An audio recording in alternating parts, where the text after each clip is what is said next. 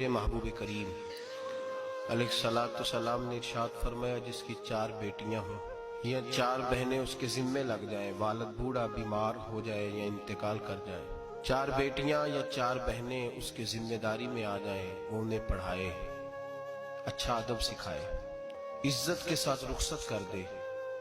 محبوب نے فرمایا جس طرح میری یہ 2 انگلیاں جڑی ہوئی ہیں اس طرح میرے ساتھ جڑ کے جنت میں داخل ہو جائے گا۔ صحابی نے عرض کی حضور اگر بیٹیاں 4 نہ ہوں 3 ہوں،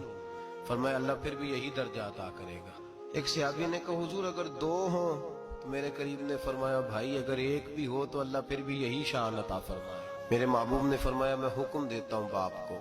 کہ جب گھر میں تحفہ لے کے آئے، بیٹا بھی بیٹھا ہو بیٹی بھی بیٹھی ہو، تو پہلے بیٹی کو دے۔ میرا حکم ہے باپ کے لیے، بیٹا بھی ہو بیٹی بھی ہو، جب دینے لگے تو پہلے